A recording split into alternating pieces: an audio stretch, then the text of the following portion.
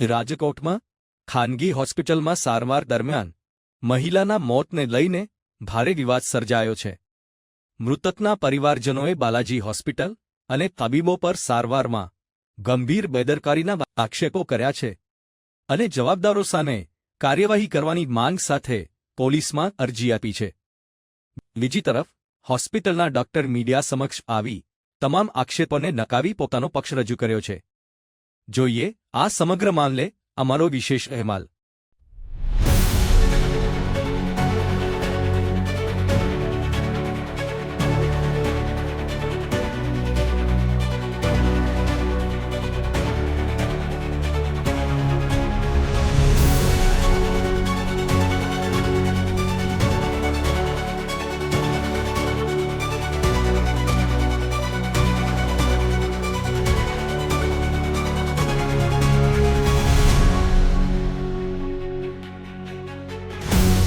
રાજકોટના બાલાજી હોસ્પિટલમાં ગર્ભાશયની કોઠડીના ઓપરેશન બાદ ડિમ્પલબેન કુબારુનું મોત થતાં સમગ્ર મામલો વિવાદમાં આવ્યો છે.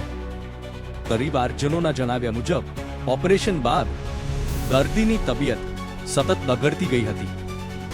દર્દીને વધુ સારવાર માટે ઓલિમ્પસ હોસ્પિટલમાં ખસેડવામાં આવ્યા હતા, જ્યાં સારવાર દરમિયાન તેમનું મૃત્યુ થયું હતું. SS કુબારું નામ છે. બાલાજી હોસ્પિટલમાં ઘટના બનેલ છે. મારા મધરનું આપણે ગર્ભાશયની કોથળી કઢાવવાનું ઓપરેશન 27 તારીખે કરેલ છે. 27 તારીખે તેમને એડમિટ કર્યા અને 28 તારીખે તેમનું ઓપરેશન હતું મંગળવારના રોજ. ત્યાં તેમને ઓપરેશન સવારે 8 વાગે લઈ ગયા હતા. બરોબર, ત્યાં કોઈ પણ જાતના કાંઈ લોહી વગરના કોઈ પણ રિપોર્ટ કર્યા વગર તેમનું ઓપરેશન કરેલ છે. અને 11:30 વાગે મેડમે ઓપરેશન થિયેટરની બહાર આવી અને અમને એમ કીધેલ છે કે ભાઈ ઓપરેશન સક્સેસ થયેલ છે. એટલે અમે એને પૂછ્યું કે સર્જનની જરૂર નહોતી પડી, કેમ કે અમને પહેલાં એમ કીધું હતું કે ભાઈ સર્જનની જરૂર પડશે તો અમે બોલાવશું. ટોટલ 70,000 રૂપિયા ફી ચૂકવેલ છે. હવે એમને એમ કીધું હતું કે ભાઈ સર્જનની જરૂર પડે તો એના એક્સ્ટ્રા ચાર્જીસ થાય. અમે એમ કીધું હતું કે ભાઈ અમારી પરમિશન વગર તમે બોલાવી લેજો. એટલે એ લોકોએ બહાર આવીને ઓપરેશનમાંથી થિયેટરમાંથી બહાર આવીને એમ કીધું કે ભાઈ સર્જનની જરૂર પડી હતી, બરોબર, ક્રેશ ક્રિટિકલ થઈ ગયો હતો. પરંતુ મેં તેમને ફોન કર્યો, પરંતુ તેઓ જે મેઇન સર્જન હતા તે બીજા ઓપરેશન થિયેટરમાં હતા, તેથી તે આવી શક્યા નથી અને મેં એના ઇન્સ્ટ્રક્શન ઉપર ઓપરેશન કરી નાખ્યું. બરાબર. પછી 19 થી 20 કલાક સુધી બેહોશ હાલતમાં જ હતા. મારા મમ્મીને કોઈ પણ જાતનો હોશ હતો નહીં. અમે એ લોકોને પૂછી, ત્યાંના ડોક્ટરને, ત્યાંના સ્ટાફને, તો એ લોકો એમ કહે છે કે ભાઈ ઓપરેશન થયા પછી બધું નોર્મલ કહેવાય. એ નોર્મલ કહેવાય, એ લોકો એમ જ કહે છે. એ બેસુદ હાલતમાં જ હતા. પછી સવારના 8 વાગે તેમને શ્વાસ થોડોક ચડતો હતો, હૃદયમાં દુખતું હતું.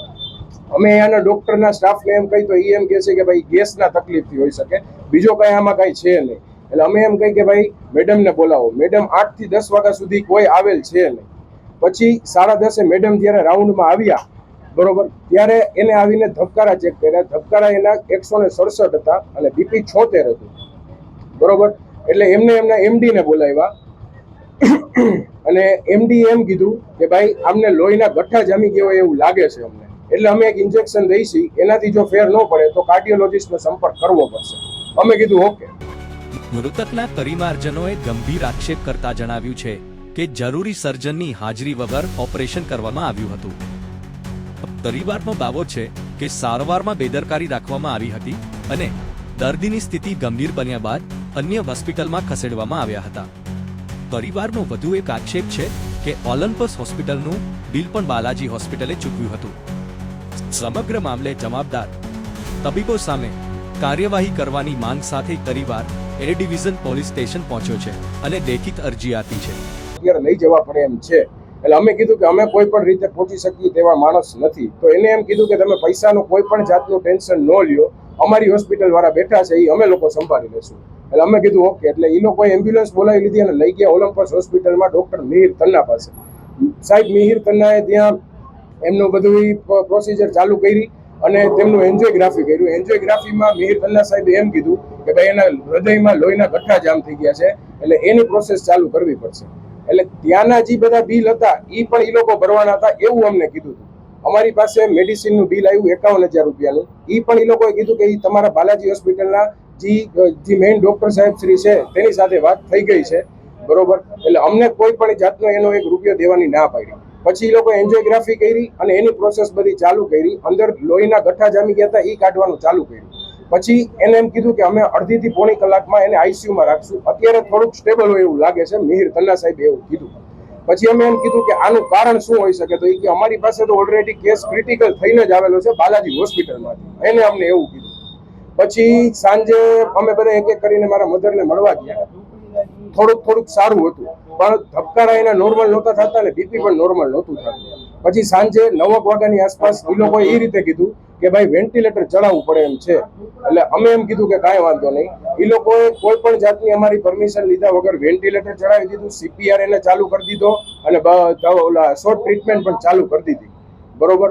9:30 વાગે એમના ધબકારા એકવાર બંધ થઈ ગયા અને 10 વાગે પાછા આવ્યા અને 11:20 સુધી ત્યાંના સાહેબોએ બધાએ ટ્રાય કરી, પણ ધબકારા પાછા ચાલુ થયા નહીં.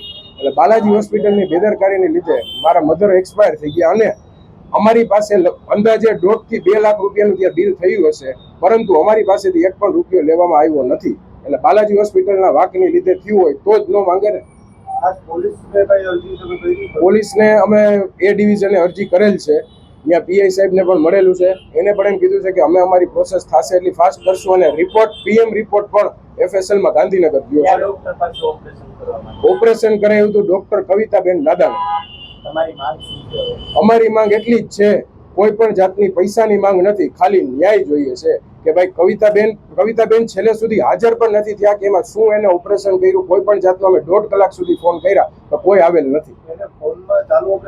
હા, અને હા, એને ચોખ્ખું એમ કીધું કે થોડો ક્રિટિકલ કેસ થઈ ગયો હતો ઓપરેશન વખતે, પરંતુ અને આંતરડા સાથે એની કોથળી ચોટી ગઈ હતી.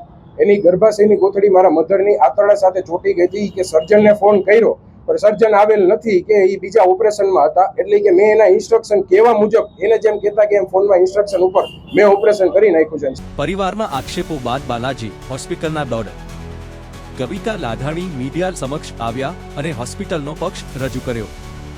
તેમણે જણાવ્યું કે દર્દી 27મી તારીખે હોસ્પિટલમાં દાખલ થયા હતા અને 28મી તારીખે નિયમ મુજબ ઓપરેશન કરવામાં આવ્યું હતું. ઓપરેશન તેમાં દર્દીને કોઈ હૃદય સંબંધિત તકલીફ નહોતી. ડિમ્પલબેન ધર્મેન્દ્રભાઈ બોબારુ કે જેમને માસિકની તકલીફ હતી, એને પહેલા એક વખત બતાવવા આવેલા મહિના દિવસ પહેલા. એ સેમ પ્રોબ્લેમ માટે આપણે મેડિકેશન્સ ને બધું આપેલું હતું. પણ પેશન્ટને કમ્પ્લેનમાં રિલીવ ના થયું ને પેશન્ટ 1-2 જગ્યાએ બતાવીને બી આવે.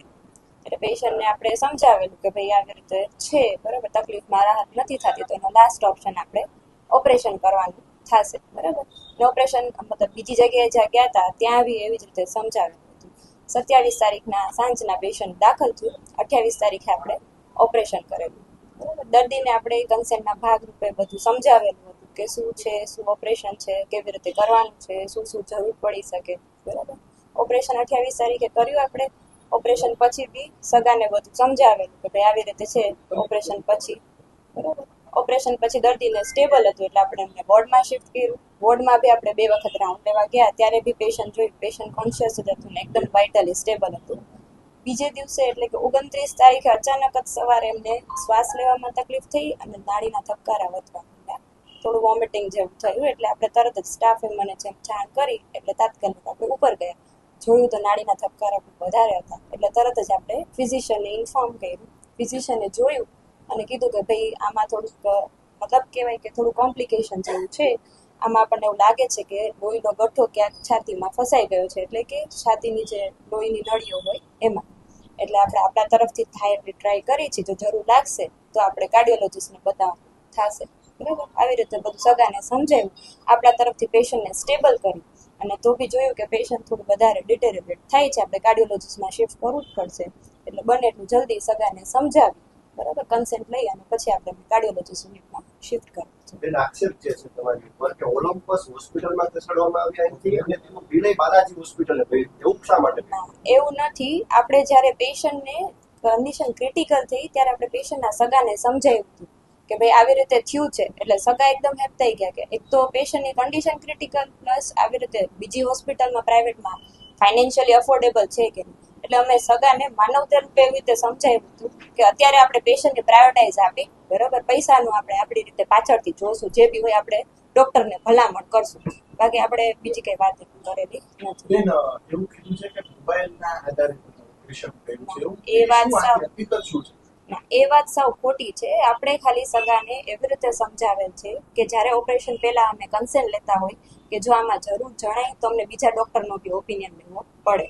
ઓપરેશન સક્સેસફુલી કમ્પ્લીટ થઈ ગયું. ઓપરેશન દરમિયાન કોઈ કોલ કરવામાં આવેલો નથી અને ઓપરેશન પછી સગાને એવી રીતે જ સમજાવ્યું કે ઓપરેશન વ્યવસ્થિત થઈ ગયું છે, આમાં આપણને બીજી કઈ જરૂર પડી નથી. બેન એવું પણ કદાચ વાત હતી કે સર્જનને બોલાવવાના હતા પણ સર્જન આવ્યા નહોતા એટલે તમે ફોન કર્યો તો ચાલુ કરશે. એવું કઈ નથી. એ કદાચ સગાને પેલું મિસઅન્ડરસ્ટેન્ડિંગ થઈ ગઈ હશે કે આવી રીતે અમને કીધું તું ને બોલાવ્યા કે જે, તો હવે કેવી રીતે એ લોકો ઇન્ટરપ્રેટ કરવું આપણને ખબર નથી. પણ મેં તમને સમજાવ્યું એવી જ રીતે કે સગાને આપણે કન્સેન્ટના ભાગરૂપે પેલા સમજાવેલા છે અને ઈ ઓન પેપર અમે રિટર્ન બી લખેલું છે કે જે અમે પોલીસને હેન્ડઓવર કર્યું છે. એમને કોઈ ઓપરેશન દર્દી 27 તારીખે દાખલ થયા હતા અને 28 તારીખે ઓપરેશન કરવામાં આવ્યું હતું. 29 તારીખે તેમની નાડી અને ધબકારા વધી રહ્યા હોવાથી અમે પરિવારજનોને અન્ય નિષ્ણાત ડોક્ટરની સલાહ લેવાની વાત કરી હતી. ફોન દ્વારા કોઈ ઓપરેશન કરવામાં આવ્યું નથી. ઓપરેશન પહેલા દર્દીને કોઈ હાર્ટની તકલીફ નહોતી. ઓલિમ્પસ હોસ્પિટલનું બિલ અમે ભર્યું નથી, તે હજુ બાકી છે. દર્દીના નિધનથી અમને પણ ખૂબ દુઃખ થયું છે. હાલ સમગ્ર મામલે પરિવાર દ્વારા પોલીસમાં અરજી આપવામાં આવી છે. પોલીસ અરજીમાં આધારે તપાસ શરૂ કરશે અને તપાસ બાદ જ સારવારમાં બેદરકારી થઈ હતી કે નહીં તે સ્પષ્ટ થશે. હાલમાં બંને પક્ષ પોતાના દાવા કરી રહ્યા છે, જ્યારે સમગ્ર મામલે પોલીસ તપાસ પર સૌની નજર મંડાઈ છે. રાજકોટમાં ખાનગી હોસ્પિટલ સામે ઉઠેલા ગંભીર આક્ષેપો વચ્ચે હવે પોલીસ તપાસ બાદ જ સમગ્ર ઘટનાની હકીકત સામે આવશે. પરિવાર ન્યાયની માંગ કરી રહ્યો છે, જ્યારે હોસ્પિટલ તંત્ર તમામ આક્ષેપોને નકારી રહ્યું છે. આ કેસમાં આગળ શું કાર્યવાહી થાય છે તેના પર અમારી સતત નજર રહેશે. રિપોર્ટર હિતેશ કુમાર, જી રાઠોડ, 7 ન્યૂઝ ગુજરાતી, રાજકોટ.